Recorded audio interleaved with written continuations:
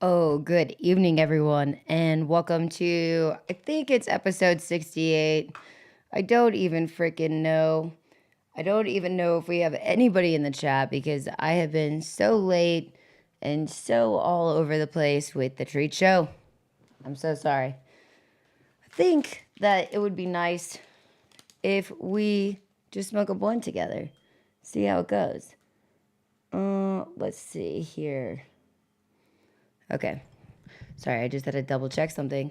My sound guy and podcast gentleman, I don't know. These last couple of weeks, he's been just painting and painting and painting. That's all we've been doing, guys.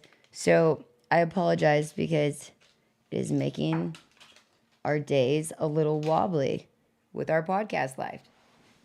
Anyways, how's everybody else doing? What are you guys smoking tonight? Because this one is Dulce de Fresca. You guys know Harry Palms, right? I feel like the dogs are just going to sit at the door and cry this whole time. It's wonderful. Well, sorry. Harry Palms is the guy that bred Tropicana cookies. I know there's like a lot of stuff behind Oni and him. I've heard the stories, but I've never like really heard the story, That's how I feel at least. But anyways, I think that Harry Palms does some cool stuff. I really am a big fan of a lot of his, even like phenos that he's picked, his like actual cuts of his breeding projects. I really dig. Anyways, the Dulce is one of them. The Dulce de Fresca. And there's two. I don't want to mess this up, but there's a Dulce before that that he did. Oh, Mr. Toad, thank you for being my man in the chat right now. I'm so excited that there is someone with me here tonight. I'm rolling a swisher first. I was going to roll it backward, but honestly, some of these, this weed, I don't know if I have enough for a backward, but I wanted to show you the bud structure of this, but I already broke off a good piece. But I can show you the other strain I have too. My point is this is actually Dank by Pink's flower. Pretty cool. I actually used to run their garden back in like 2017, 2018. We did really good though. We were like competing anyways, is Dank by Pink really, he's a breeder himself and he's one of those people that really cares about what they're commercially producing. I think he's like a nerd deep down about genetics and weed. Yes. Tricked out seeds. Nice. What's up, Jay? Thank you for joining me. I feel bad because usually we were trying to stick to like a set time and a set schedule, obviously, for the podcast. And lately, the last couple of months, ever since we got this store and grow, it's just been a disaster. Dark Horse hasn't even been doing his because it's just been so hard to, So I feel bad though because I wish that our chat and our views were better, but honestly, the people that hang in there with me and you guys sitting here tonight, thank you so much. You still are the reason that I do this. And I really do appreciate you joining me. I've been trying to put a show together, like I keep talking about, with all the pesticides and treatments that you can use to target specific insects and like the days of effectiveness and days in between treatments to make sure that you're not giving phytotoxicity to your plant. I feel like I have something on my lip. I think I got some blunt on me. Sorry, guys. You guys got to let me know. But yeah, as I was thinking about doing that on the back here of the screen so we could actually see it, but I haven't had time to complete it. And so anyways, that would be something of interest though, because I have been getting a lot of specific questions regarding thrips and spider mites. And I don't know if anybody particularly is battling thrips or spider mites right now, but I would love to talk about it. Thrips, it's weird to say this and it's hard to say this, but thrips have actually become one of the hardest insects for me to get are and it very well used to be one of the easiest. But lately, oh my goodness, are they strong? I'll get rid of them. This sounds ridiculous, but I'll get rid of some of these like very established thrips, should I say. that are old. They're aged. They're evolutionary as far as the things that they can withstand and have built an immunity against. But I'll take in new cuts from somebody that's had like the same Hulk type of thrip is how I feel. Like just the muscle man of thrips where, I don't know, you'll spray and spray and spray and they just won't even, it's like they're not even phased. I've sprayed things that have killed 99.9% of insects with one application, and these thrips won't even, they'll just be like waving at you after. I'm just like, oh, it just made them even stronger. Anyways, you guys tell me, how do you feel about the thrips? Grow the Mo, Arizona grows. Gosh, I am just so surprised. Triked out.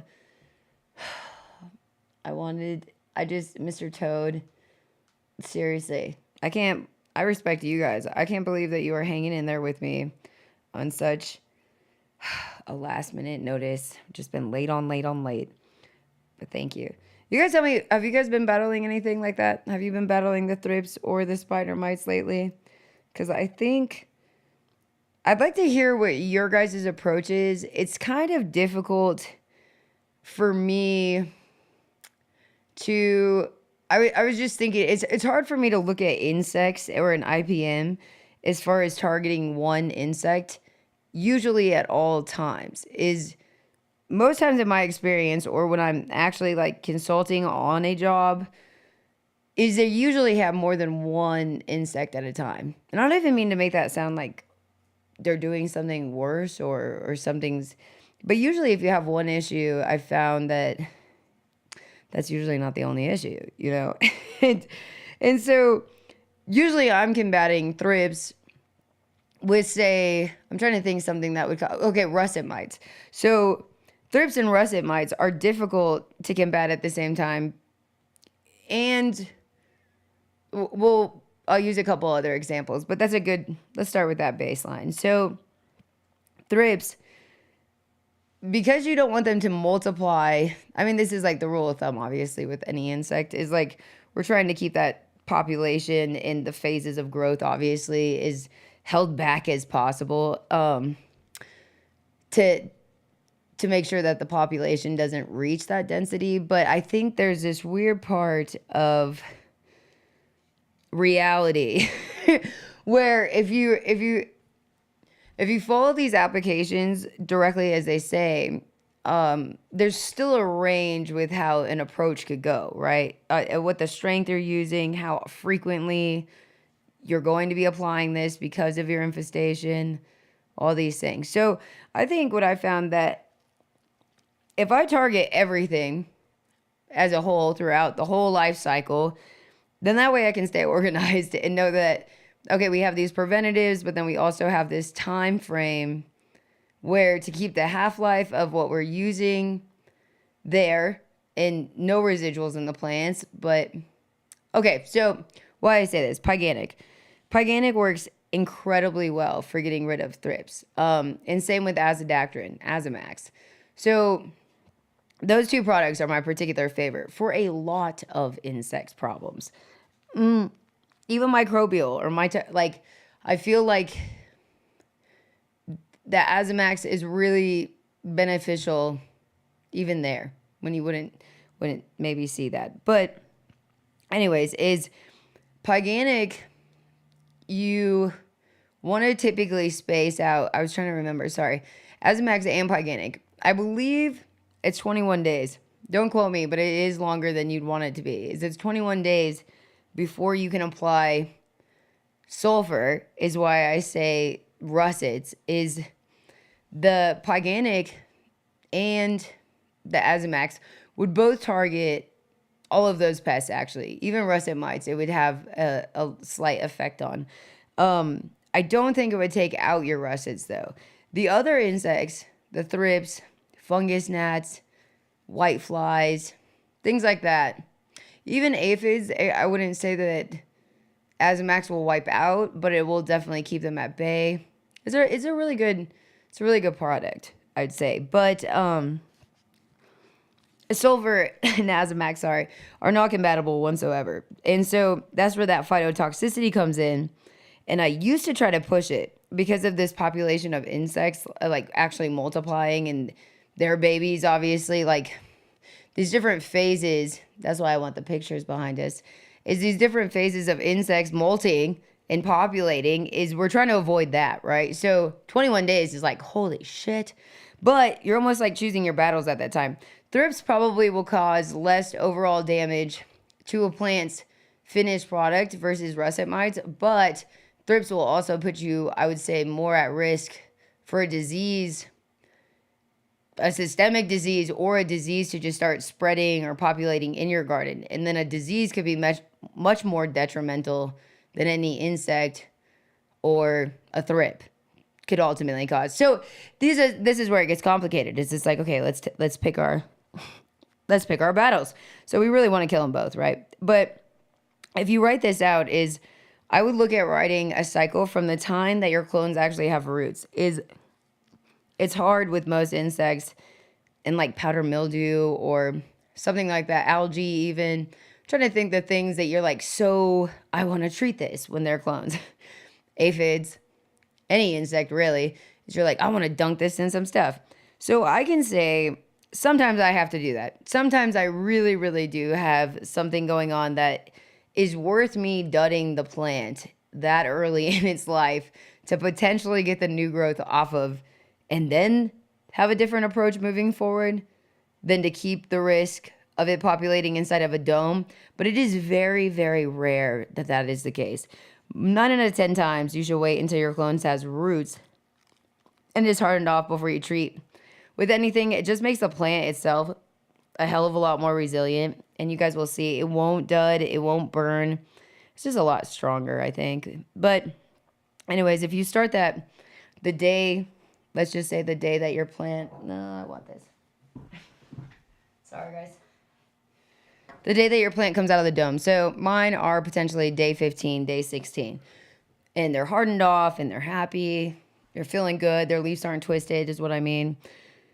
Then I'll do a full dunk. Even with the Azomax or Pyganic, obviously read the label, follow what the label's instructions say. But I'll dunk the whole plant, the whole clone, the whole rock wool cube, throw in stuff, all in my solution.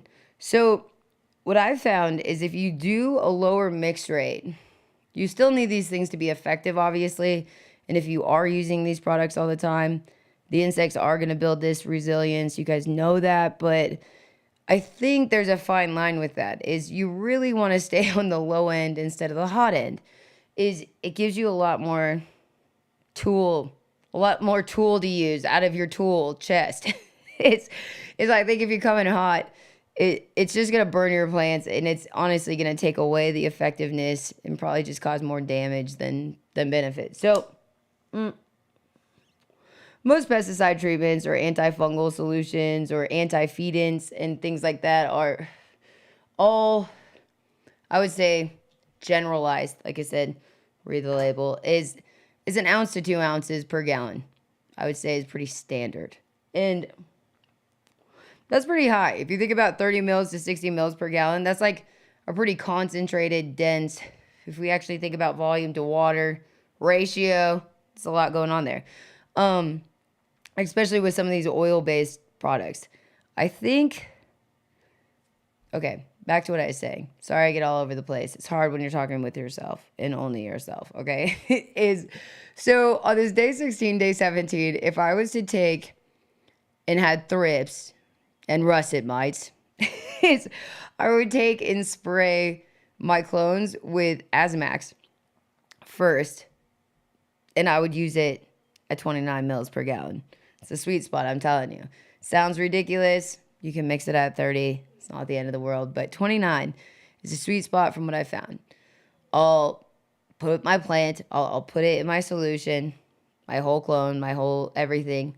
Give a little tap so that there's not dripping off the leaves. I won't put the dome back on. I'll let it fully dry. And like I said, sorry, these were hardened off. But sometimes we'll go into that another day. I'll let them dry off. And usually I will just let them rest for about 3 or 4 days after that.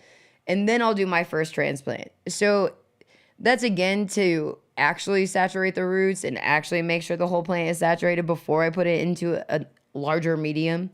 That's for a couple different reasons. I'm sure you guys could see the obvious within that, but you really don't want to carry the problem into a denser medium or more opportune space for whatever's in there to thrive. Thrips specifically, we want to try to avoid that. So, yep. So we'll take that, do our transplant. 4 days later, sometimes I will do a foliar feed. So Primordial Solutions is probably my favorite. I've talked about it a couple times, but I'll actually put it up on the show. Is Primordial Solutions makes a sea green applications foliar that's just like really heavy in nitrogen. I can't remember the exact rates, but honestly, you use it so low that you will have this bottle for so long. It's 2 mils per gallon. And then the flower is, I believe, heavy in monopotassium phosphate. I could be wrong. Like I said, I just can't remember. It's called the Bloom off the top of my head. But honestly, I'm much more into using this during veg than flower as a whole. But there's times and places that you have to use a foliar feed, or it's good, I think, in flower if you're running into like some uptake issues. Anyways, so I'll do that. I'll do this foliar feed or anything that you like. Like if there's a beneficial spray that you use of any kind, I think this is good sometimes after you do these treatments in a transplant. So then I'll wait. I'll wait I'll count out those 21 days though from this initial application of that Azomax. I'll count out 21 days. And a lot of people are taught, I think even from the applications companies, this is like weird, but they're taught to do more treatments in a faster amount of time to make it really effective. But that's actually way more damaging to your plant. It's way more, if you guys try it this way and actually count out the days, you'll see you can't change old growth damage. We also talk about that a lot, but you really can. So whatever happened in the past, it doesn't matter, but you're always looking at new growth and you're always trying to target your new growth, right? And making sure it's pretty reflective, obviously, of like your plant's overall health. If you have things systemically going on that were damaged in the beginning, that's how things like Fusarium or HLVD, that's stuff that you can get the plant to finish, but it will always have that systemic disease, probably affecting parts of it. But like I said, there's even parts with that. That sounds worse than it actually is. Anyway, so if you go to this day 21, and then on that 21st day is usually we're 3 to 4 weeks into veg. So this is a good time, I think, you could use a terpene enhancer of microrized sulfur, and you could do 2 grams per gallon. This is definitely what I recommend. Tate and the company, I think, will recommend going all the way to 6 grams per gallon, and that is with the package. I think it starts at 1 gram to 6 grams per gallon. But that, I would just stay at the 2 grams per gallon, and this sounds contradicting, but instead of going up in your mix rate, I would spray the applications closer together than increase the mix rate. I have found that I will find burning. They'll say otherwise. This is just from my personal experience, but sulfur is something like, again, you just got to time it correctly. So if we go through and on that day 21, apply the sulfur, 2 grams per gallon, and then you wait, let's just say another 7 days. Like from that sulfur, you're going to use sulfur one more time. You have a pretty good coverage of a lot. You might see some of the thrips are still there. You might see some stuff barely active. And I'm talking even under a microscope. You might see a little bit of action. I think it'd be unrealistic after the first application, depending on the severity again. But anyways, try this. Because then, okay, sorry. So we'll move forward. We'll move forward with how we're going to knock that bad boy out. So once you space that sulfur and the Azomax is now we're looking at contemplating your flip times. What's your style of growing? Like, what are we working with, right? So do you have 4 more weeks of veg? Are you flipping at 3 or 4 weeks old in veg, so that we're getting into flower now and you really don't have time for a lot more applications or treatments, I recommend holding off on flower and doing more treatments so that your ultimate flower actually comes out better and is actually higher quality. I know that sounds like the wrong message, but it's the products that you use to treat these things that will make these differences in a positive light. So I think that if we move to Pyganic, so I would wait 21 days again, and this is just so annoying. But if you really can, the closest I would go if you really are feeling antsy and you don't have time like that, as I would say 14 days is the tightest you could go without phytotoxicity within these two products. They are just not compatible together. But sulfur isn't, like I said, with a lot of oil-based products. So most of them are. So you got to be careful with that as well. Burning sulfur is different, though. You can swing that. So anyways, if you do have a powder mildew problem or the russets really are bad, we can take a different approach if you really need to use Azamax or something in a tighter time frame. So I'll move to Pyganic, though. And Pyganic comes in, the brand Pyganic actually comes in two different product strengths. One is the EC of 1.4, I want to say, and then one is the strength of 5.0, I believe so. So, sorry, this one out on me, is I would personally buy the EC that's the 1.4. I think you can use it, again, at a stronger mix rate. They're supposed to be the same exact product, obviously, but one is supposed to be a higher concentrated strength, right? But I've found that the extra strength is extra strengthful. And so no matter if I do the calculations and mix it at a lower rate like that, I've found that I'll get burning more frequently than if I use the EC of 1.4 and just stick with, yes. If you really have questions about the Pyganic mix rates, text me or email me, DM me, something like that. Because again, you got to follow what the label says, but I can give you some tricks. And we can talk about different mix rates for, again, like your actual infestation. I will say that if they're calling for an ounce per gallon of that, is if I was to do a drench application, if that product was able to do that, is I would cut that into a third for a drench. And if I was going to do a spray application after this hypothetical drench, is I would use that at the half strength of their lowest strength recommended. Is I find that you'll do some work on a lot of pests at that point. The thrips, I think that will actually kill pretty quick. I found that when I use Pyganic, or Evergreen is another product that is Pyganic, it's just a different brand. That's 2 mils per gallon, I think, if you're using a drench. I just found that if you use Pyganic or the Evergreen, I can't remember which way this goes, but it's good to drench and spray them. I'm sorry, I wish I could quote the label, but I think that if you can actually apply a pretty heavy treatment by doing the lower rates to each section of the plant, the drench, and then hitting them directly after with the foliar, I think you'd be extremely surprised with how much you will just kill shit. They will just not fuck with you after that. And then you can wait. Campbell 412. Half strength is useless. I've been growing for years. Okay, so Campbell, let me say this, because I'm glad that you said this, honestly, because I actually am like you. And I'm like, you can't use the half strength of shit. So the reason I say this, though, and the reason I said email or DM me, is because these products is, if they're recommended for one or the other, right? They're not recommended for a drench application and a spray application at the same time. I'm specifically expressing this to Pyganic. Probably Azamax as well, as you can use it for both, but they don't recommend that at the same time.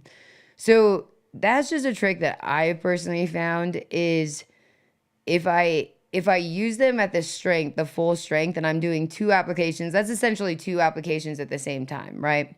And it's kind of contradicting to what I said earlier, but the weird part is you're getting all the nymphs, or honestly just eggs, any possibility of anything living in the soil or in your rock wool or in your cocoa, in your anything, in whatever medium you're growing, is you're targeting that and you're getting them to actually leave the medium, right? They're all pissed off. This drench application is going down. They're all flourishing to the top. So if I hit it right after, and I'm talking right after I drench them and spray them and just leave my lights off for 10 hours, I will fuck up some insects. Like, you won't see thrips. You'll think they're gone for good. You'll think that it's a done deal. Aphids, it's the same.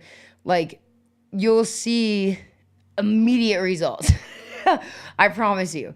But the thing is when I've used those products, and I say this coming from a different perspective, I think sometimes, is most gardens I'm working at consulting wise is you're consulting because, like I said, they have multiple issues. So if you treat a plant with Fusarium or HLVD or plants that are just flaring, they're pissed off, they have Pythium, they have what I would just say Fusarium is like probably the most detrimental, and something I'm specifically visualizing when I say this is if you use what they recommend as a drench, you will fry the fuck out of your sick plant. Your plant doesn't have that resilience in the actual uptake because it's struggling to uptake, which means it's struggling to flush out whatever you're putting in it, essentially. So a drench is a really effective. I love drenching my plants. I really do. I think it's one of the most effective measures, depending on what insect you're obviously targeting. But I think it can do a lot of work. But I also think that it can do a lot of damage if it's not able to be removed from your plant. So I don't know. You're absolutely right. It has to be a hot enough strength that it's actually effective. But then I think you gotta, when you're doing those double applications, that's all I'm trying to say, is when you're hitting it from both angles, I think it overall is pretty strong in comparison to falling like the ounce per gallon. But then I also think about products that it's exactly like that though, is Azamax, if I use it at 30 mils per gallon, when I mix it for a very large space, that's when I see burning if I follow 30 mils per gallon. If I mix it at 29 mils per gallon for a very large space, I don't see burning. and I see the effectiveness of it. So it's like these weird, it's literally 1 mil, and I know people think that this is stupid, but it's not ultimately, right? Like, even if that's 12 mils or 24 mils or something as a difference, ultimately in the end, I've noticed this different reaction in my plants. But that's just me. Oh my goodness, Mike Denver, making my decade I feel like that's so freaking nice of you. All my videos are I'm just like shadow banned as shit. Censored, blocked. I wasn't going to say the other word, but I feel like it's all just, I'm like losing followers for breakfast on social media. I just gave up on all of it. I was like, you know what? I don't even fucking need it. I don't even need Rumble, Twitch, Discord, just nothing. I was like, you know what? I'm just not cool. I think I've lost like 100 followers on Instagram this month alone. Oh, you guys are just so nice. Thank you for saying this. I have not been feeling that way. So really, thank you. Oh, see, this is the perfect. I think that if I just keep my show like this, I think it'll be good. I really do. I think that you guys will think I'll get better and better looking every single week. Okay, hold on. I'll fix it, guys. Let me see if this helps it. Oh, let me go.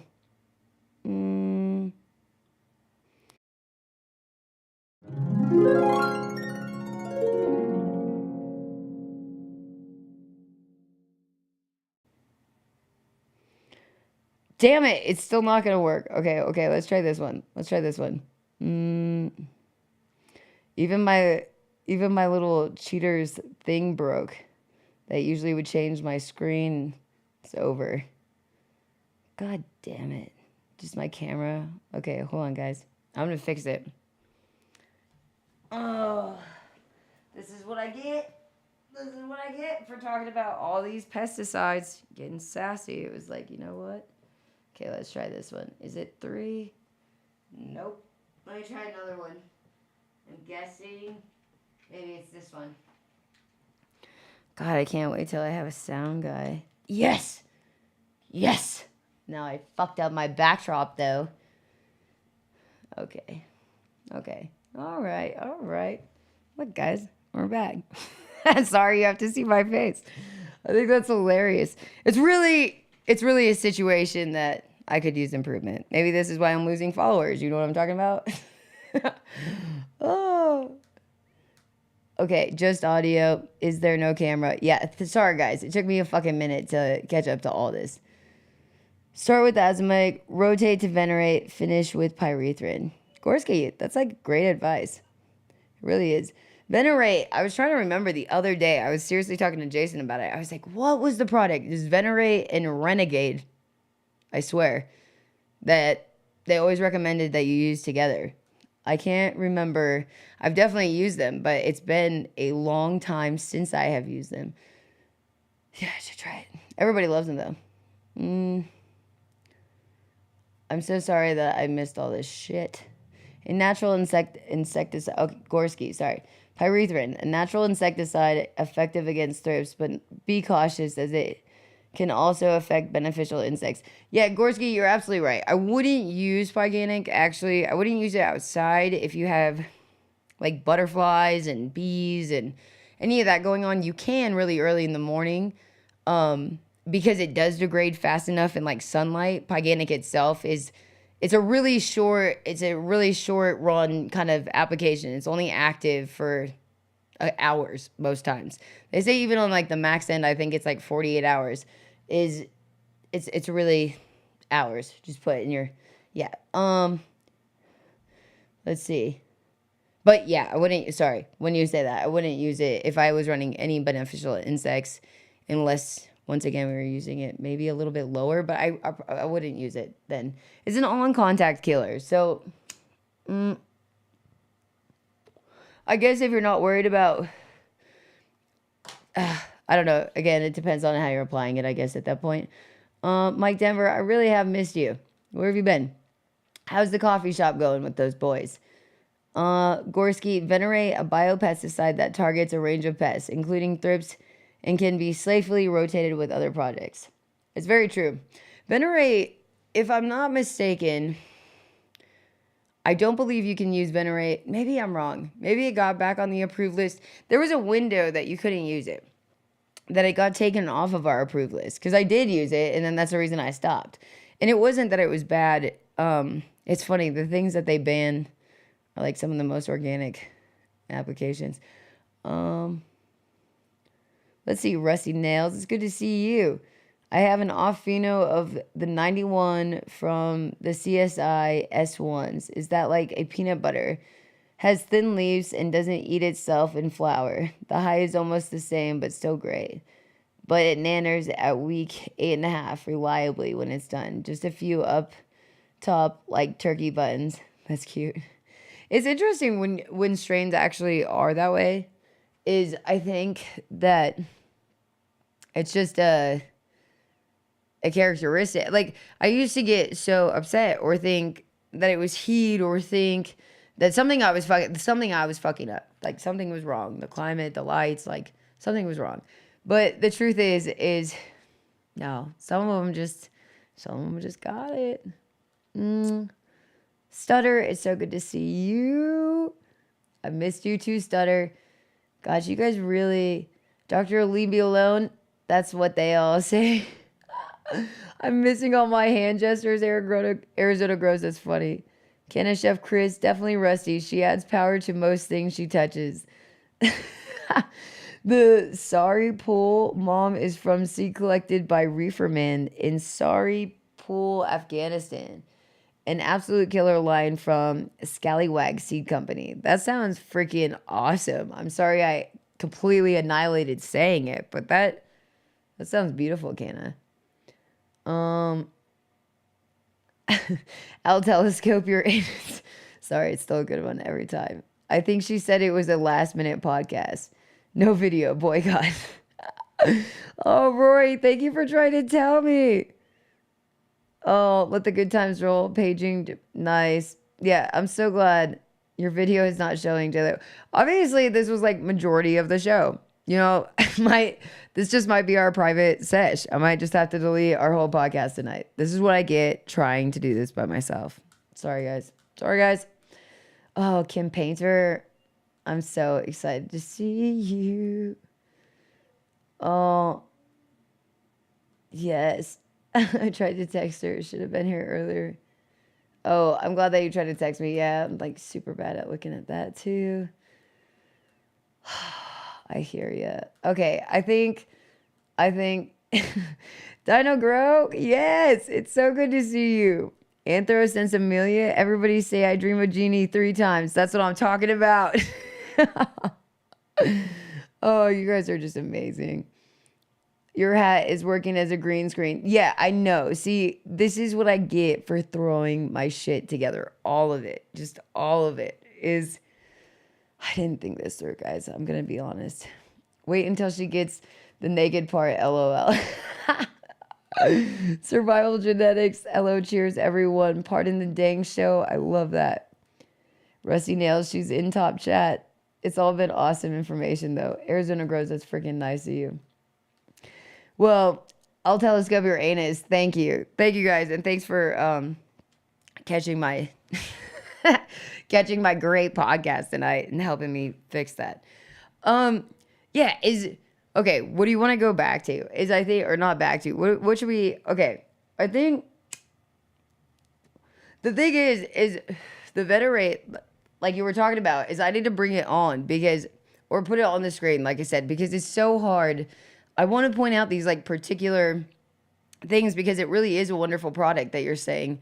And I think they work so well. But like some of these mix rates, it's taken 15, 20 years to really figure out how to use these groups together, how to not use these groups together.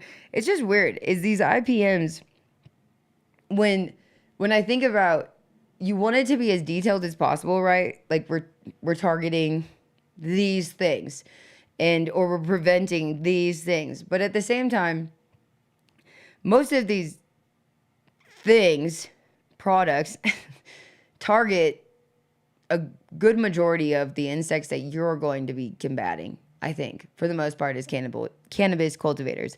I was trying to think of some of the worst insects I've ever had that I didn't see coming. You guys tell me some stories in the chat about this too. Is obviously in Colorado we have deer, things like that. So like bunnies, I don't know, shit like that. Where outdoor growing, it was just, aside from the weather, it's kind of hard to accomplish and have like a sexy crop or have it really work out outside, completely outside, not in a hoop house, not in a greenhouse, right?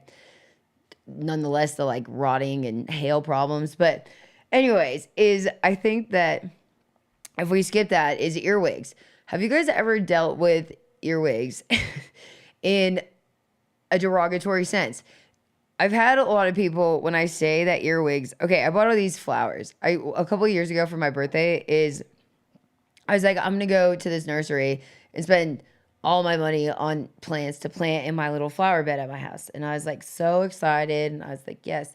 So a couple days go by, and obviously specializing in pest and disease eradication, right? A couple days go by and my plants are just fucked. Like there is like literally there is no flower blooms on my plants. Even my like hydrangeas, all my daisies are annihilated. Everything is ruined. Everything is ruined. And I'm just like, oh my God, I have never seen anything like this. And so I go into my grow, and these are separate, but they were close enough at the time. This is what I'm talking about. My grow is in a garage, honestly. It was done for a grow, so it was like nice, but there was still some kinks, okay? So I see one day, after I'm noticing my flowers, I see all my clones, my fucking clones. There is these earwigs, these like things everywhere. I'm like, oh my God. And my clones are completely annihilated. Like all my new growth, my clones are just wrecked. And I was just like, oh my God. And they're hanging off of everything, and it's only them, right? And I'm like, oh my God, I thought these were like a predatory insect. I thought this was a beneficial insect to have in my garden. I thought that this was actually awesome in helping me if I ever saw them previous to this, okay? Never seen this at all in a clone dome, but I found out I had an infestation in my yard, just so everybody knows. But it was great. So it's when I moved into this house. They just left out this minor detail. So I found out once their population, just like most things, once their population gets out of control, they target soft tissue of plants only. It's their favorite treat. It's like their candy. So they were eating all my shit. And if you go out in the middle of the night, if you don't know what is eating your stuff, if this ever happens to you, I just challenge you to this. Go out at nighttime and see. There was seriously hundreds of earwigs just all over those beds and it's just crazy. But diatomaceous earth, diatomaceous earth is what I had to use for those particularly because nothing else would work. Is I really did try some gnarly shit. I tried imidacloprid. I was like, fuck it. I'm over this. They're annihilating everything. It didn't even faze them. But I was trying to think of some of the other, pyganic. I tried pyganic. Didn't, you would think that like some of these things would have just like wrecked them and it just, absolutely nothing. The Azamax I couldn't spray because I had some bees, that were chilling in those like front beds still. There was still, I don't know. That's probably like one of the most fucked things that's ever happened in my garden though. White flies too is, you wouldn't even think like, almost like a fruit fly, you wouldn't think they would do shit. I got a house plant from Home Depot or something that had white flies on it. And then I got it in my weed garden. It was one of the hardest insects I've ever had to spray with fucking everything under the sun and drench. And it just was like flipping me off. So happy in the end. But I think ultimately Pyganic did take those mother truckers out too. I found that if I use the Pyganic, especially with root aphids, those combating root aphids, those are a mother trucker. Like, especially if you're trying to preserve genetics or keep your crops when you have these pests, russet mites are pretty easy. For as much as I hear people, I hate russet mites, the damage they cause, like, absolutely. But russet mites don't actually... You can get rid of them pretty fast. They're hard because they're annoying that they're everywhere and you can't see them. And they're on so many plants outside. If you live around plants or you're working around a lot of plants, russet mites are fucking everywhere. But so many other things. But russets are a little sneaky. So you'll kill them and they'll like get them back, I feel like. That's more annoying to me about russets. But you can kill them pretty fast. Especially with like thorough coverage. And if you're cleaning everything, if you're actually cleaning your hoods and your lights and your walls and paying attention to all those things, mopping. You want to talk about fuck insects up, is if you mop wherever your little trail is, even like your hallways or your room every single day, it's so annoying. But if you actually do it, you will cut populations and annihilate them though so fast. I think those are huge things. I think slightly differently, but if you use cinnamon, just like raw cooking cinnamon loose on your plants for fungus gnats or thrips or, aphids too, root aphids, aphids. I'm trying to think some of our more common things that we'd probably be combating is if you sprinkle it really softly with soil, you can blend it into the soil. I wouldn't go too deep though, and I wouldn't go too close to your roots because it's still hot. You guys know cinnamon is still, yeah. Anyways, but if you have like rock wool or if you have cocoa, is you can just softly take, I'm just gonna say like what I do is if you get the cooking like containers that are like this big and they're kind of narrow tubes, they have that lid on top that has like almost where you can sprinkle it or you can tap it. So I'll take that and I'll literally just tap it really soft where it's not caking the top of my medium by any means. And I'll do it even with drippers or you could hand water it in. I just wouldn't get too crazy, but that shit will kill everything that is in your medium. It's really good at it.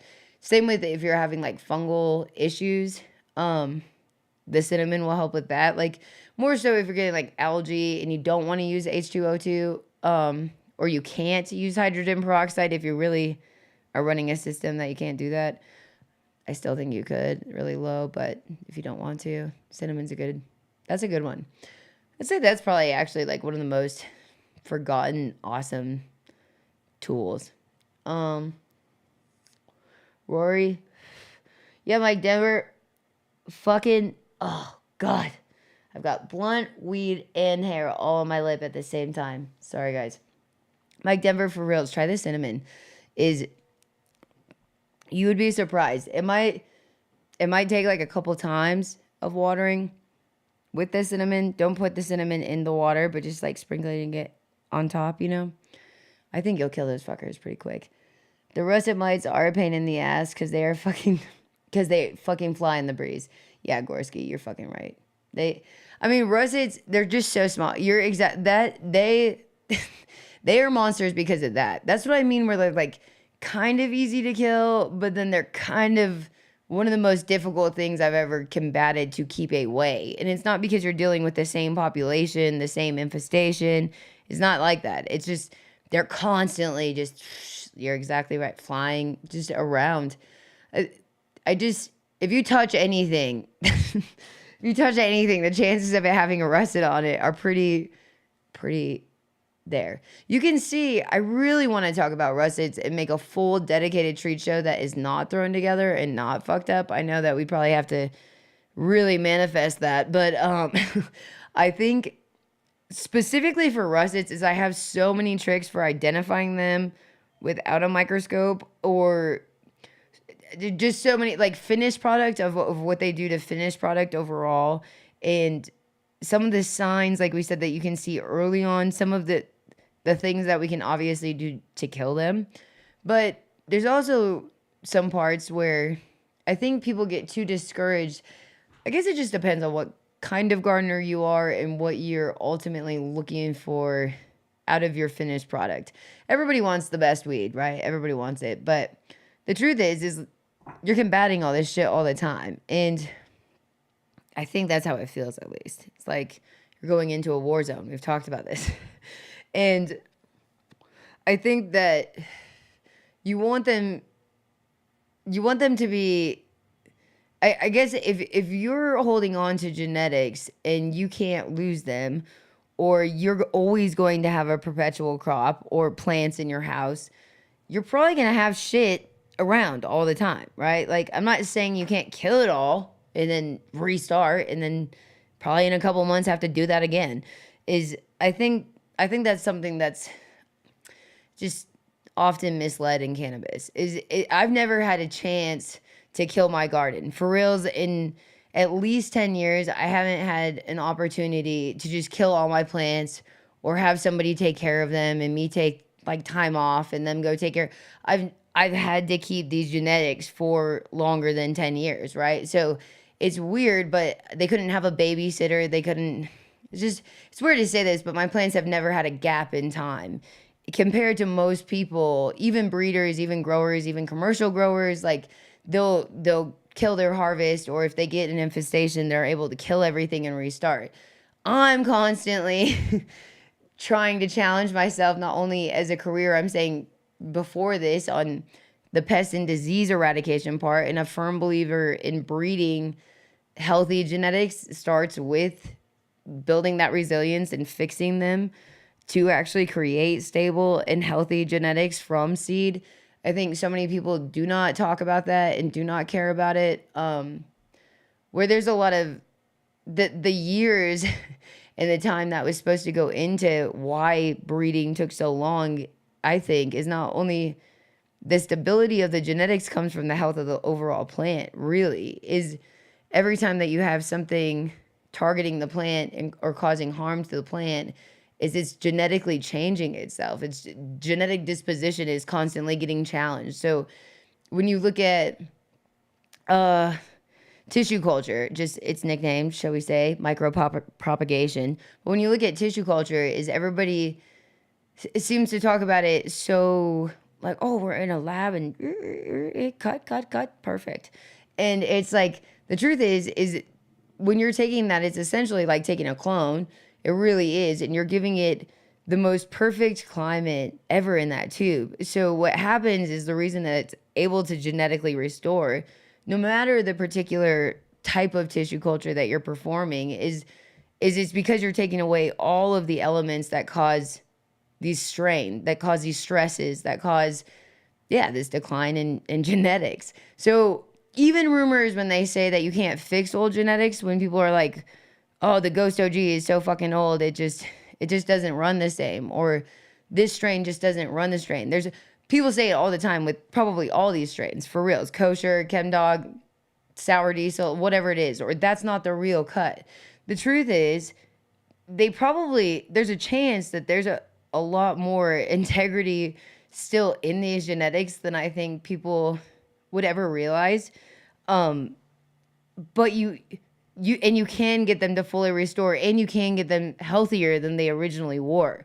I know people argue and disagree with that so often, and I know they would, even listening to me say this, but truthfully, that was what I specialized in for most of my career. Is I think it's absolutely mind-blowing to see, by using pesticides and treatments and actually giving plants what their ideal space is and things like, it's amazing the things that you can cure in a plant, even HLVD or Fusarium or full commercial facilities. One thing that I was really blessed in my journey is fixing a lot of commercial facilities at a large scale that were combating Fusarium. And this is before HLVD was really talked about, but Fusarium was one of the hardest things to my job. I think it was one of the hardest parts of my entire career, because I would diagnose somebody's garden with it and they would just strongly disagree with me and be like, you are full of shit, or you don't know what you're fucking talking about, or this is nitrogen deficient, or this is root aphids, or there were so many other things, right? Which those things do cause a lot of issues. And when you look at them in combination with each other, there's very specific responses though a plant gives. Like, a plant will tell you everything. That's the thing, is I don't really need somebody to exactly say, this is what we feed them, or this is what happened this day, or this is what temperature is. Like, I really feel like plants will tell you everything if you're really paying attention, and really looking into them. One of the first things that I recommend when I walk a garden is, like, the first time is, if you take one of your plants that are really healthy and you take a plant that's really sick and you cut them open in the root ball, and just cut it open, and you can actually see, if you wanted to break it down by days, you really, really could. I don't know how many people are that interested in it, but you can see, like, where the uptake is actually getting interrupted. Even when they talk about HLVD, I want to do this on the show, and Fusarium, where they say that certain branches can have it worse than others, and some parts of the plant will be healthy and some parts aren't. And a lot of people are like, how in the fuck does this make sense? And the truth is you can see it. Once you cut this root ball open, you can see the branches that are still uptaking. And when you squeeze branches of really sick, if you squeeze a flowering branch of a plant that has Fusarium, it's really hard. The actual stalk itself is really hard. You can barely bend it without snapping it. Versus if you actually look at a really healthy plant, they have a really wide, I mean, we can go in the technical parts of the plants, but really wide stem or stalk, where it's just soft. It's a lot more pliable to the touch. You can bend it and it's not going to snap. So when you see that, though, for reals, is that uptake is really good in the plant. Like, the plant is able to drink and, again, flush, just metabolize properly. And so usually when you look at that root ball and you see tan lines, or you see some of these gaps where you'll actually see it'll be very, very green and vibrant, and then you'll see on other parts it'll be almost dried out, within the same branch, those are the weeks and the days that you can see where the plant got interrupted and wasn't uptaking and wasn't flushing or wasn't drinking. I don't know. It's just how deep you want to go into it. I think it's something that teaches you a lot, though, if you take the time to do it. With a razor blade or a straight edge, and just go all the way up it as far as you possibly can, with keeping it, I guess, just in the middle, isolated, so that you can actually visually see these things. I think you would be so impressed. It's the same shit with insects. That's when we talk about severity of, like, insects damage. It's very obvious when you walk into somebody's room that has fucking spider webs, right? Like, you're like, that fucking sucks. You probably have had mites for a long time. But the thing is like, I don't know, I've been there. I've fixed plenty of, like, I'm just saying, we've all been there. Is the shit sucks. But I think that's obvious. Like that's like in your face. It's like, okay. But when you actually go from the inside out, that's when that damage on the outside starts to really make sense, I think. Where you're like, holy shit, like no wonder why the leaves are all curling and brown and fucked up. And I don't know. There's this, yeah, it's just cool. Joseph, Anthony, I think it's amazing that you pointed this out. It's amazing how just putting a plant back out in the sun can regenerate it. So even things like Fusarium and even HLVD, they really thrive in the dark hours, in the night period. And every time your lights go out, just think that shit's growing. Just kidding. But kind of. Versus the sunlight, though, it's one of the most healing things for it. It's hard to find that balance. We can't really take our weed plants outside commercially, right? But I think it really is like the best Band-Aid. It does, not Band-Aid, I don't even want to say that. It's like Neosporin. It does actually work like you're saying. It's like God's healing. It's like, Shadow Mech, walk into a room with spider mites, burn your clothes and run away. I love that. There's like some of these things. It's so amazing that you say that. There's some of these gardens that I've worked at that one day I'll disclose the names. One day we just need a little bit more time. And it's not even as a bash. It's just I want to bring to people's attention how these particular places at some points in time were considered like the highest quality weed and like the most beautiful shit. And when you actually worked in the grow, I know people in the industry can relate to this. And I know business owners, like, again, it's not talking shit because it's the truth, is you just walk in the grow and you're like, holy fuck, we have powder mildew up the yin yang. We're taking vacuums and sucking spider mites off. Like, this is like the real shit of the industry that I think people have seen the decline in quality of weed, but like, and they've heard the rumors or they've heard, but no, it's like most of this shit, you're like, oh my God, like, that's what we're smoking. That's what we're doing. Oh, let's see. You just love the science. Kim Painter, that's so nice. I do. I think it's cool to learn as much as we can. Is that the more I learn, the more dumb I feel. I guess that's what I'm trying to say.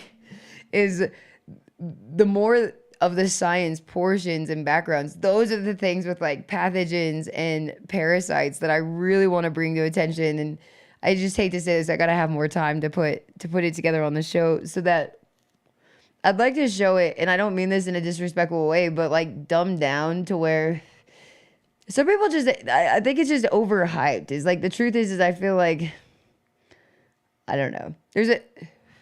It's very intriguing, but sometimes I just think that they're not everybody. Sometimes we just overcomplicate it. I don't know. You guys let me know what you think. We'll go over it. I also want to do all the words. So if you guys can help me actually in any comments on any shows or my Instagram, anything, if you could help me seriously put words, I'm going to have, I think, my El Papi come on this show and try to pronounce these words that we've all struggled learning. I'm trying to use like a botrytis. Botrytis is I'm going to start with, because botrytis I have misused in the beginning of my career for sure. And I think everybody around me, I think everybody around me called it boytritis or boisterous.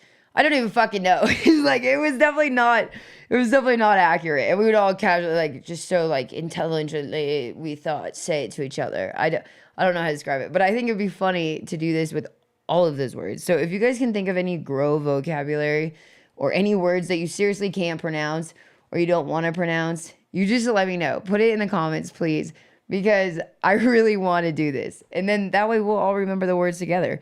And I will make a fool of myself and El Papi, and then we can all feel good about it. I'm trying to, Fusarium. You should hear my dad talk about Fusarium. So they're so annoyed by me saying this word.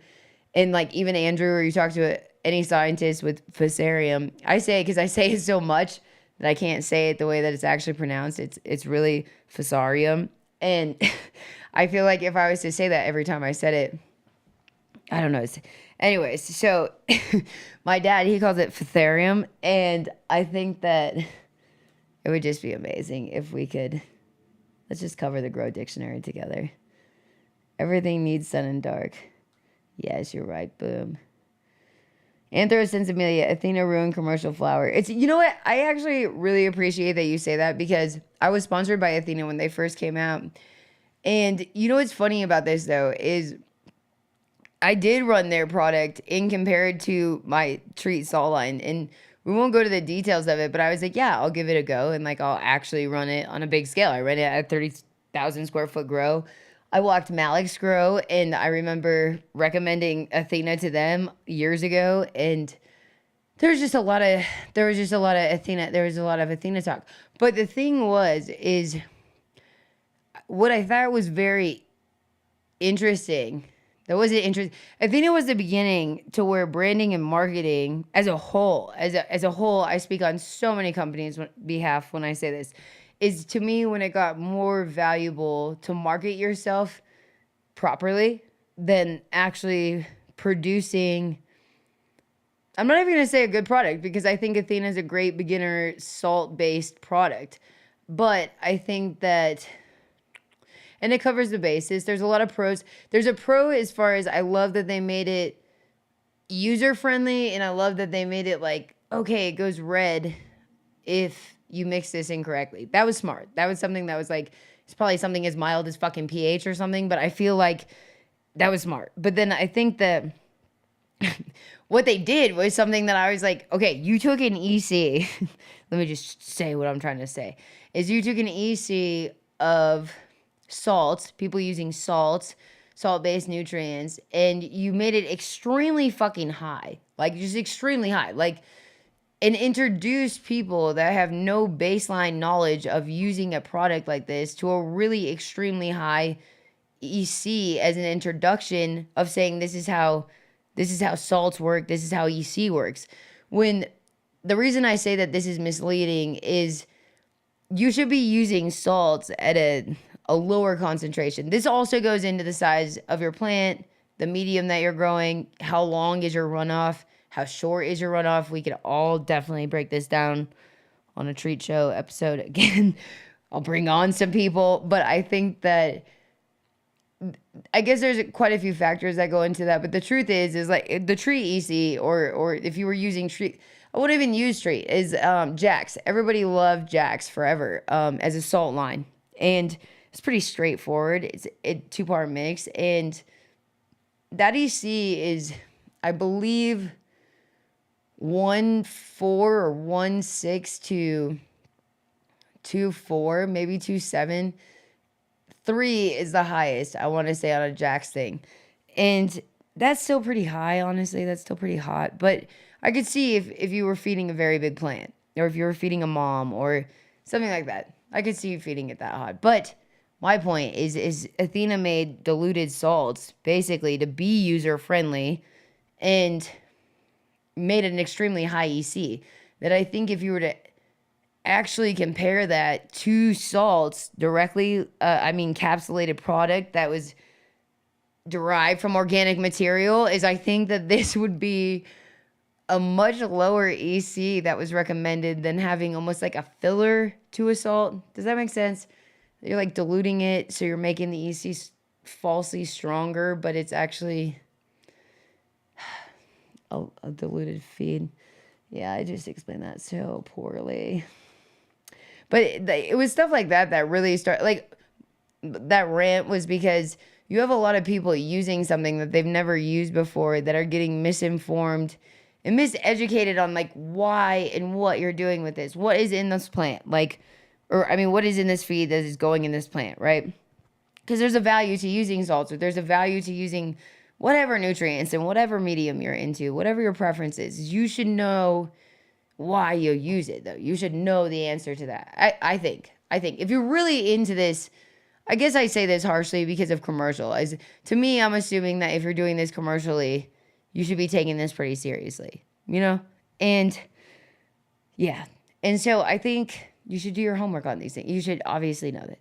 So I think the same thing with I guess pesticide, all the things that we talk about, foliar applications, not foliar applications, how long your flush time is, why do you flush? I have plenty of people that do not flush and disagree with it, but they're still lowering their ppm or lowering their EC of their medium by the end of their harvest. So they can call that flushing or not flushing. That's pretty much fucking flushing to me. If you're not going to 0 or 50 or 100, okay, like what are you going to? So I think that, I don't know, when I look at there's so many other questions. There's so many other things. There's so many other, even when I try like, not just, sorry, this is a side tangent, but not, is even when I try weed, that sometimes I have to go to a place a couple times, even if I'm disappointed the first time, because of these batches. We all talk about like fucked batches or whatever, something happens, whatever that is. But I also think that when we were talking about these genetic fluctuations or changes that can happen from those things, is sometimes I think you'd be absolutely astounded to find that, say a garden, like something burns really harsh and shitty when you get it, because seriously, they probably had something mild like fungus gnats, or maybe something more severe as far as damage, and they probably really couldn't flush their plants, or they had to harvest early because the infestation was getting so bad, or they risked some other compromise happening. I don't know, there's just so much shit that I found that there's a lot more layers to it than I guess one would figure. It's like trying to pronounce Horshire shots. Mellow, I can't even say it. You're right. That's hilarious. Oh, Rusty Nails. Big ag producers would fail unless popped up by regulations. Yeah, you're exactly right. I just think, one time I wanted to work with the Department of Ag, and I talked to them about starting this whole Anthro. Dank by Spank uses Athena in their flowers. Sucks. That's fucking funny that you say that, Anthro. I feel like... You know what's funny is when I worked at John's, we obviously used my salt mix, and I feel like it was awesome. And I'm not just saying that bias. Like, if you guys ever talk to Tommy smoked our weed when we were at Pank, and Tommy was a fan. But anyways, it doesn't even fucking matter. But I think Athena's weed is not that good because it's this diluted thing. It's because it's this diluted thing. Is those micro and macronutrients, that's a benefit to salts. You're supposed to be getting all this shit all at the same time, which honestly is what your plant wants, is all the things, right? Like soil, you're taking a completely different approach on getting it, but we're ultimately getting the same things. We want the same things. So when you look at like something like Athena, to me, you want the like lushness of all of it. You want the like extra, you know. Michelle, I cannot believe that you say that. Damn, I cannot believe you say that. You should have seen the boys were telling me I was hot earlier because I wasn't on the screen. So thank you. Thank you. No, Michelle, that's seriously so nice. I do not feel good. I have a dread in the back of my hair. I was trying to like get presentable before the show. I obviously put a green hat on because I had a fro before the show. I'm falling apart over here, Michelle. I did see your email. I will get back to you. I saw your name and I was like, ooh, finally something in my inbox that is beautiful. Salt grows are for mass production. No one tries to simulate the big tomato growers at home for good tomatoes. I don't know, Rusty Nails, is I'm trying to push my salt mix to the home growers. And I don't mean that it's like, change what you're doing if you like what you're doing. I mean, because I really have grown fond of this. Is like, but these are, I guess, honestly, it also, Rusty, has to do on where you're growing, how you're sourcing your products, like how, I mean, like, if you're getting good soil, no, I wouldn't stop doing what you're doing. But if you're getting shitty soil and you're paying premium for it and you're getting bugs or you're getting, like, these are what I'm just like, well. You guys let me know what you think. I'm so late. Michelle Barnhill, I'm so late. 3 fucking days late. And God knows what time, you know? Too high EC for sure. Everything but green dot tastes the same in Colorado. Anthro, we need to have a smoke sesh because it's funny because I'll say this. I'll just say this and I'll take accountability for whatever follows. Is I'm not the biggest fan of Dave. I haven't been the biggest fan of Dave ever. Is I'm sure he feels the same way about me. It's like I'm from Boulder, from that scene headquarters. We used to, very familiar with Dave from Green Dot Dave, and I had a good friend that I worked with at the clinic that was extracting for Green Dot for years, and it's weird because most people lately come up to me and they're like, Green Dot's weed is like better than 710s. It's like awesome. It's expensive, but it's worth it. It's worth every penny. And I hear really good things about their facility, their cleanliness, like inside and out. It sounds like a very impressive accomplishment. It's just awesome. And I have smoked Green Dot Dave's weed. I definitely have. I would say within the last year, is like people have brought it over or things like that. And the saddest part is I'm like, God, if you weren't a dick, I would love to have this at the store, or I would love to to support what you're doing. But I just not a fan.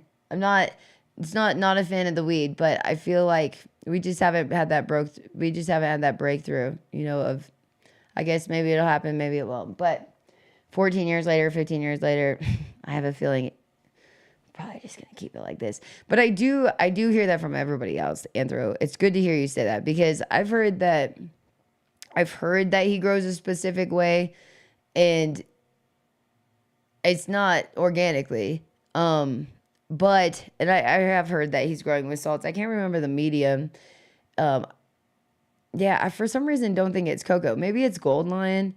I can't remember, but I think it's awesome that they're doing these things, and that he's still has this brand and this name and this quality and standard. It is really good to see. And honestly, he's been in it for so long that he's went, I think, through all the bullshit, like Anthro, like you, like when you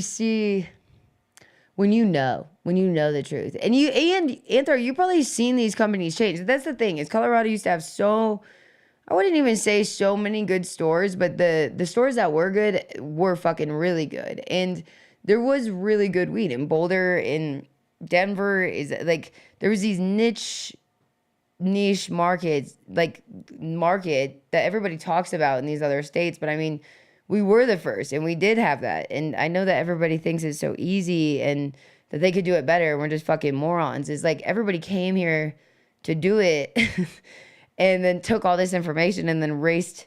I don't know. So I think we got left with like shit, just using a biz. But I'm just kidding. I think over the next year, though, I'm seeing a lot of guys leaving the industry for the first time in forever.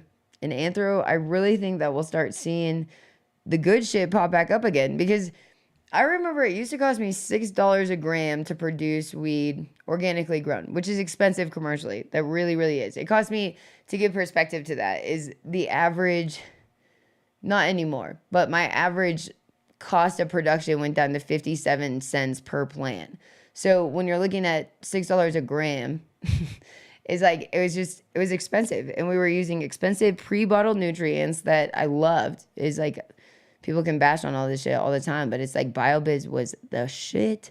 And I was using Pro Mix and 707 in combination together, and a couple of other products, but it was a pretty simple, straightforward, light mix feed. And these plants were like massive. I didn't even flip my plants until they were 6-7 months old. So they were just huge trees indoor, and it was just amazing. And then we were selling for $6,400 a pound, $6,000 a pound. Like, it was fucking awesome. But I think when I look, that was good. I think that was a good time in the market. But now it's weird. The states got you by the balls. The customers have got you by the balls. Like, it's just such a hard thing. You're just like, the insects, the HLVD. Growing has gotten harder. I want to do a podcast and bring on all these OGs just to talk about how fucking hard it is. Raza dogs, yes. Yeah, it's gotten really. But yeah, I'm really disappointed though to see the fucking Athena train. The reason I say this too though is like, these guys don't even know why they're using it. It's like, and maybe John from Pank does. Maybe it's better than what I think. Maybe they do know why. And maybe it's not just cost for me. Like, I don't use my salts because of cost. I really don't. I use them because it's better for my plants. It gives me a better result. I wouldn't if that wasn't the case. And I'm not just saying that. is but maybe these other people do with Athena. I just remember the Jungle Boys. A lot of people don't know, but Ian from the Jungle Boys is part owner of Athena, and they used to be Lux, and as well, I mean, and I know people were like all up on it. They were like, yeah, Jungle Boys, like fuck yes, and it's like, this is why that like hype boy like marketing shit gets so annoying. That's the reason that I think this is like disappointing. When you take like a culture of weed people that used to just talk on forums for hours and not be like that, not have like, you guys know, it's just not. It's not my scene. It's not my scene. I'm all about your shit if you can talk about your shit. I remember I pissed off this guy on the Adam Dunn show. I won't say his name, but I made him really mad because I asked him why. I wasn't even trying to be a dick. I asked him why somebody would switch to his nutrients at a commercial grow if they were like successful using their nutrients. Like, how the fuck are you gonna go sell this to all these guys that have been running this for all these years, and they have this huge facility that if anything goes awry, they can't pay payroll, they can't pay the bills, they can't have it go awry. So to me, in my mind, I was like, okay, this is like an experiment. You're marketing to a commercial audience only, mainly, and it's like, and then you want people to take this gamble on your nutrients. Well, why in the fuck is your nutrients better? Like, tell me. And I like pissed him off, and I'm sure I'd said it way nicer than this. Okay, I just want to reiterate. I thought I was nicer than this. But the truth is I would ask any of these guys the same question. Canna, the reason that I would love to work closer with Canna and I do work together, and we have worked together for years, but I would like to see that relationship build more is because they've been consistent through and through for me for a long time. And I don't use their whole line. I openly say that. I use parts of their things, and I absolutely love them. There's been changes within their line that I've had to adapt to, but that's a fucking company that can answer any question I ask, and they can answer it extremely thoroughly, and they can provide test results and samples and all this information, you know, and you're like, okay, thank you. I'll fucking buy your shit. Sold. It's like, it worked. It worked. It's great. I love what you're putting down. But it's like some of these guys that I'm just like, why you? And they're like, oh, it's cheaper. And it's like, Athena is expensive. Athena, honestly, is an expensive thing to be using as a salt line. Their pre-bottled nutrients, probably not. But when you're looking at salts, paying $225 for I don't remember the exact weight of the tub, but I know that in a commercial grow, you'll go through that tub in 1 week, and you have 2 parts at $225 or $250, and so you're looking at $500, like $2,000 for salts a month. That's insane. I would never use salts that cost $2,000 a month. I would never, ever, ever, ever, ever do that, unless I guess they were God, like sweet baby Jesus in my plants. I guess I would. I would absolutely. I guess I take that back, but no, I haven't seen some shit like that. Epsom salt, yes, I love the Epsom salt.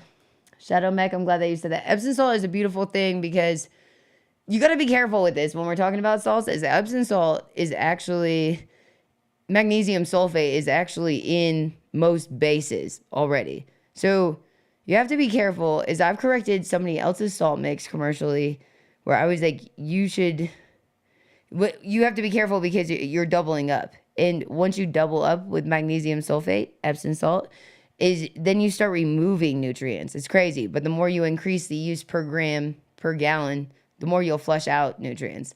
If you add like 0.5 gram per gallon, the more you'll uptake nutrients. It's a pretty amazing thing. So you can, for instance, when I flush my weed out, I'll put 1 gram per gallon in a reservoir of pH water, and that's it to flush my plants. And it'll actually help pull out the nutrients faster if you want to do a flush in 10 days versus 13 or 14. Or you just want a little extra where you feel a little cleaner. I love it. Banana pills and fish tank eater. I love that. Oh, I would love to feel something cooler. Salt grows cost a lot of money. If you don't sell the weed, you lose. Yeah, Rusty nails. You're not wrong, though. See, like, I think, Rusty, you're like one of these OGs that you just get. You get it. Soul grows, you got to be careful because I guess it's weird. Pros and cons to both. I really think that is if you're dosing your system, I mean, like if you're auto dosing your system, or if you're manually making a reservoir and then you have drip, or if you, I see most people fuck up with using salts and using, I mean, this is as a whole, reservoirs and irrigation systems without using hydrogen peroxide. I wouldn't even say it's a fuck up. I would just say that everybody is like uncomfortable using hydrogen peroxide, especially if you are an organic grower. I get it. But it's like once you go down that side, it's hard for me to go back. It's hard for me. My grow is so clean. And I don't mean this like, I mean, I wish it was cleaner. I do. I know Jason wishes it was too. But it's fucking clean. Is like the reservoirs, like there's not like, it is clean. And our lines are clean. Like it's just, it smells there. Like it's weird to say this, but it's clean. I used Jack's before I went organic. They make an entire line now with bloom and finish mixes. Oh, that's cool. Arizona Grows. I didn't know that. I used to love Jack's. Jack's was one of the first salt mixes I ever used too. And honestly, I've used it with soil, which sounds weird to people, but instead of feeding, this is when I wanted to cut costs. You want to talk about this?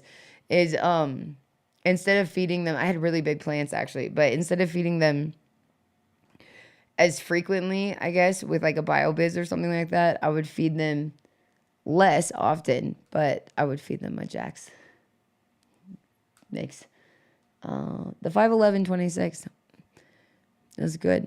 It's good for weed, I think. It's very similar. I mean, you guys know, but tomatoes is a lot of salt mixes if you're ever interested in it, or finding like a really organic side and just wanting to give it a feel, is if you look up tomato mixes, you'd be surprised. You could swing it in veg and flower, even if you didn't want to do the two parts, depending on a couple of things, but it's most likely. Do you have the same profile? If they didn't, then they brand salts and wouldn't matter. My main issue is that if you feed everything under the same bottles, it will start to have the same profile. It didn't, then the brand of salts wouldn't matter. Yeah, you're right. So that's what's weird, that I love when you say these things, because the truth is, the reason I keep saying these micro and macronutrients is it doesn't matter. Like breeders and growers, I just want like a hoodie that says this, or a shirt, or a bumper sticker. It doesn't matter how you are feeding them. There's ways that you are going to manipulate this, absolutely. And there's differences between this, like actual uptake, and yes. But the thing is they just need those things, right? These 17 essential nutrients. That's what they fucking need. And it's like, it doesn't matter people's opinions. This is what weed needs. This is what plants need. But these are these essential things. So it's like, I think that when you look at the artistic side to cultivation, it's really good if we have the technical side and all those things. But truly, this is like, I think you either get it or you don't within you as a person. I think that plants will carry the same profile, I think, for lots of reasons. You guys are right. Like, depending on how the grower is cultivating it from start to finish. But I also think that something that is hard, I think, is we all, I think, to some degree, grow weed that has our own signature flavor that is like that. When we're looking, okay, the reason that I really want to do treat weed commercially is because I want to show some of these things that we're talking about, is on both spectrums of views here, is I think if people focused more on growing strains in particular mediums and using particular nutrients per the strain, instead of the full room or the space, is certain strains grow differently than other strains. So if we look at some of these newer cultivars, is they're so ready to go. Like, I'm just gonna use like Oreos because it's one like this Mac 1 purple punch, like some of these things, even the Dulce, like they're so ready to go, and they're so vigorous, and they're so stretchy and just big. They'll get big pretty fast, especially in hydro. I mean, I'm sure in soil as well. But if you take those, and I think if we really honed in on that, I think that you would get these different profiles a lot more boldly, and it would actually, I think we'd enjoy weed a lot more as a whole, as a community, as each individual growers, because I think there's a part of it where you're going to have these same profiles. Like Jason and them have been talking about these dryer sheets and like new millennium flavor. But when I taste it, is I taste plants that were cured incorrectly. It's like I taste a moisture content that was left. I taste mold. I taste all this gross shit. Yes, we're on the same page. But it's like, but I think it's coming from a different result from the process. And I think some of these things from start to finish just keep getting altered and then coming out, and people think it's something else doing it. Like the nutrients. I hear this just more than ever. It's not like Athena specifically. I'm saying like I hear people for the last 5 years being like, this nutrients is like fucked, or like you grow hydro, fuck you. Like I only like soil weed, or I only whatever. You never hear somebody that's like, I only like hydro weed. But I feel like you see these battles and I'm like, these actually shouldn't be battles. Like for reals, they really actually shouldn't. There's so many other compounds that go into that overall processing, like we said, metabolizing of the plant, that actually is what you're tasting. That is actually what you're tasting. Whatever that is, that's what we're tasting. So it's like if a grower has this profile that you're picking up from everything, the truth is I'm like, yeah, they probably, if it tastes like shit, they probably had a pest problem. Like let's just start. I mean, a disease, likely, if you have a pest problem, you're probably going to have a disease. But how bad is the disease? Are your plants dying overnight, or is this something that you can barely tell? Like your leaves are a little brown at the tips. Like, it's like, how severe is this? First. Second, is it your whole garden, or is it like 8 plants in your garden that got mixed in to your good shit? Or is it an insect that... Russets. I'm just going to use russets because we were talking about them. Russets cause so much fucking damage to your actual terpene and trichomes and all of your finished product as a whole. It causes just so much damage to. And they're actually eating all of the moisture content in your fucking plant the whole time. So on your finished bud though. So you're just like sitting there and you're like, oh, so if you look at finished weed, I'll try to find some from, well, I won't because there's jars up here, but sorry, I was going to try to find somebody else's weed to show you guys.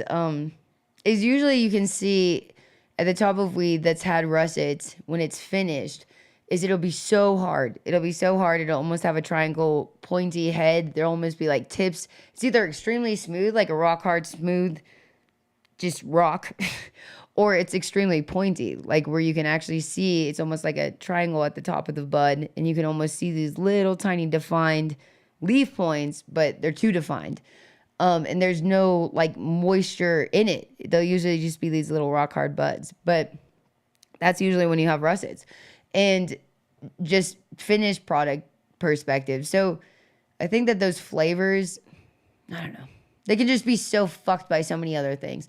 Maybe I'm completely wrong though. Maybe it is their nutrients, maybe it's everything else. But I just think that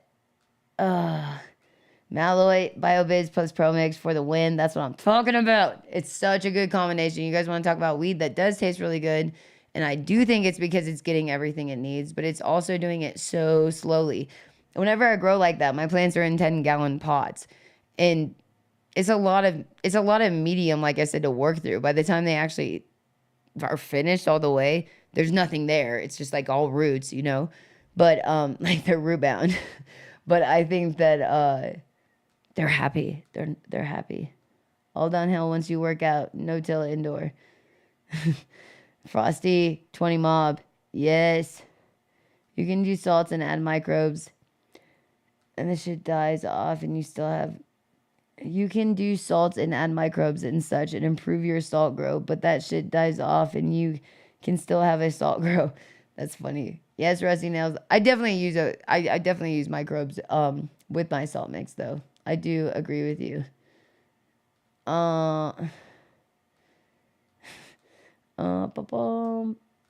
smarter than a plant. That's funny. When did you have time to talk? Oh gosh. Oh, you guys. Good day, Jeff, Frosty. Jeff, I hope you didn't hate our conversation. Deficiencies. 2 weeks from harvest. God, you guys are Mr. Leal, I've missed you. Super good to see you. Oh, let's see. I'll do and go Dan. You got some new good stuff here. Smoking on an early J of the new 9-pound hammer. Cross with shoreline cross I've been working on. 12th day of drying. Gonna give it a few more days, but holy crap, it's good. Turned out just like I wanted it to. I'll do and go Dan. I love that you're doing I love that you're dabbling with the 14 days basically for a full plant hang cure start.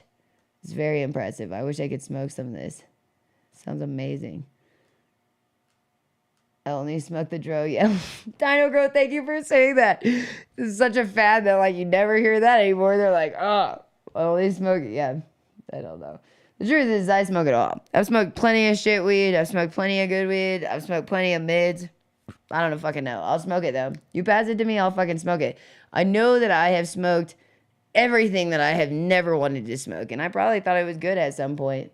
So I'm not saying in the recent years, or I'm not saying in the last 10 years, but I guarantee when I was like, whatever, 20 years old, trying to hit some fucking Eagle 20, it was probably like Sour Diesel or Flow at the time, and I was like, this is fire. I bet it's fucking happened more than once.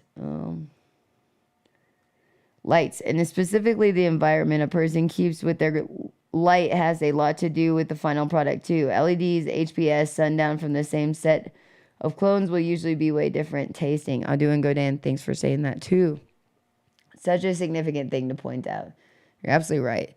We were talking the last couple of days just at the grow on how much people have just fucked up their plants by getting new lights and just, I mean, it's hard to even say this is fucking up, but like because you'll get new equipment and you are experimenting. You're like, okay, they say I can adjust this spectrum and I can customize this. And then you do it and you're like, holy fuck, like give me back to the triple X's, give me back to an HBS. Like, ooh. And I don't know. And then you slowly start. I remember like everybody when they first got LEDs was slamming it down on their plants. And now we run ours way off of our plants and maybe at a higher percentage of output, but not at 100% in the beginning. Like, these are these little adjustments. You guys let me know, but these are these little adjustments. Also, at our commercial grow, the boys kind of disagree with me. I think I get the vibe of, but maybe I'm wrong. It's like I'll walk in the grow and it like frustrates me. Is I'm like, why did they choose LEDs for commercial grow? We have so much power. It's amazing. We've never had this like. It's amazing. We have plenty of power, which is always a setback for big grows. You know. You like plug in a shop vac and it fucks the entire facility of like 30,000 square foot. You'll be like, which panel, yeah. And it's like, no, here we'd have to be real overachievers to even dabble with that. So anyways, I was like, we should put double-endeds in here and we should do a staggered thing with CMH and double-endeds because we have so much ceiling height. And when we're talking about expense with like, and not only that, but climate, like when you guys are saying like Colorado, we get chilly, we have a long-ass cold season that's just beginning. Ugh. It's going to be here till, like, next freaking June, basically. So, you guys know, too. I know Minnesota, and, well, there's plenty of you guys going through that shit. But, anyways. Thank you so fucking much for listening to me tonight. I really do apologize for it being so sloppy and me being all over the place. I felt like extra on one today. Sorry. And I appreciate your nice compliments. Even if I was not on the screen, that was just really sweet. Mike Denver, we need a sesh. Okay? It's been too long. Mr. Leo. Honestly, I hope even the people that are going to listen to the show tomorrow or on Future Cannabis Project, fucking thank you. Thank you so much. And I promise I'll do a better show. We do have a guest next Monday, though. So you guys should be here. I hope I didn't say it was Monday and it's Tuesday. But it's Tuesday or Monday. Okay, guys? I will repost that. I apologize. But we have a guest. We do have a guest, and she's going to be wonderful. And then we have a guest the following week. And it's going to just be fantastic. You guys won't have to listen to me talk about pesticides. Yeah. Shadow Mech. Freaking thank you. Thank you for sticking in there. All you guys, seriously, the comment or the chat means so freaking much to me. And that you guys have worked with my crazy schedule that's like just sloppy as fuck. And then my sloppy as fuck studio skills. So you just, thank you. All right, guys. Well, Robert, Mr. Greenfingers, Frosty, 20 MB, Wheeze in the Juice, High Quality Sesh, Dino Grow. Oh, I love this. 32 at night and 65 and sunny all day for a week or so. Yeah, Dino Grow. Exactly. I'm like, my plants outside have powder mildew already. So ridiculous. Rory, thank you so much.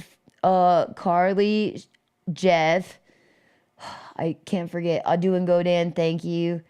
Rusty Nails, thank you so freaking much. And Arizona Grows, you guys were just feeding my light tonight. Michelle, Kim Painter, the hell would I do without you guys? Operation Annihilation, Rory Gardner. Guys, I'm gonna miss you. Okay, I'm gonna see you soon.